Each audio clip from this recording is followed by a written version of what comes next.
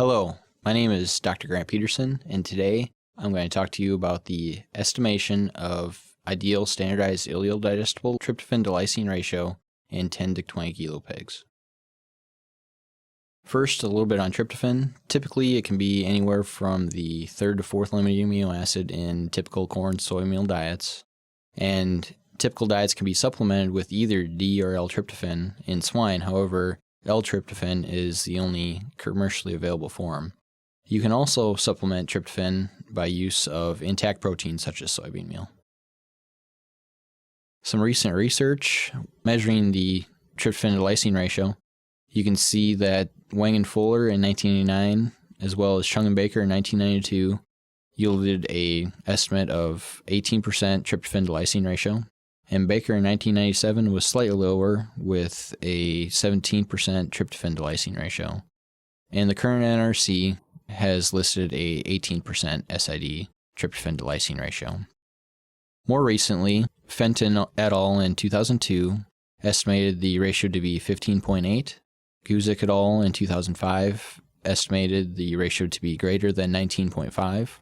Susan Beth and Lucanis in 2005 estimated the ratio to lie between 17 and 18%, and Hatu et al. In 2010 estimated the ratio to be anywhere from 15.9 to 19.9, and Ma et al. In 2010 estimated the ratio to be 15% tryptophan to lysine. You can see with some current pricing, diet formulations with different tryptophan lysine ratios can greatly influence the cost per ton of diet. In this case, going from a 17% ratio to a 23% ratio had a difference of $9.50 per ton. So the overall objective of these two studies was to measure the SID tryptophan to lysine ratio in 10 to 20 kilo pigs using a holistic approach to obtain the values. We obtained specific batches of ingredients for the determination of the ratio throughout the trial, and we obtained specific amino acid requirements for 10 to 20 kilo pigs at our swine research center.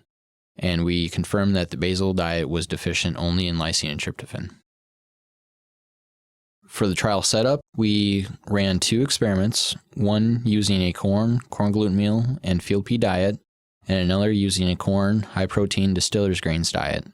The basal diets were both limiting in lysine and tryptophan, with lysine being 0.85% of the diet and tryptophan being 0.1% of the diet, determined from previous trials. There were 6 treatments in both of these experiments. The treatments had tryptophan set at 0.10, 0.12, 0.14, 0.16, 0.18, and 0.20% tryptophan, which had tryptophan to lysine ratios of 11.7, 14.1, 16.5, 18.8, 21.2, and 23.5. In experiment 1, we utilized a corn gluten meal field pea diet with 5 pigs per pen and 9 replicates for a total of 270 pigs with an initial body weight of 10.32 kilos. We measured average daily gain, gain to feed, and plasma urea nitrogen. The results for experiment 1, for average daily gain, using a breakpoint analysis, we found the result to be 20.1% tryptophan to lysine ratio. For gain to feed, using a breakpoint analysis, we found the ratio to be 19.5%. And using plasma urea nitrogen, we found, using a breakpoint analysis, the tryptophan to lysine ratio to be 16.7%. In experiment 2, we utilized corn, high-protein distillers grains diets with 4 pigs per pen, 9 replicates, and 216 pigs total. The initial body weight was 10.05 kilos, and we measured average daily gain, gain to feed, and plasma urea nitrogen. Using a breakpoint analysis for average daily gain, we found the ratio to be 18.1. For gain to feed, we found the tryptophan to lysine ratio to be 17.4. And for plasma urea nitrogen, we found the breakpoint analysis to yield a result of 17.0% tryptophan to lysine ratio. The conclusions from these experiments yielded a tryptophan to lysine ratio in 10 to 20 kilo pigs of 18.2%, which is an average of the breakpoint from both trials. If you'd like to learn more, please visit the URL on the screen. Thank you.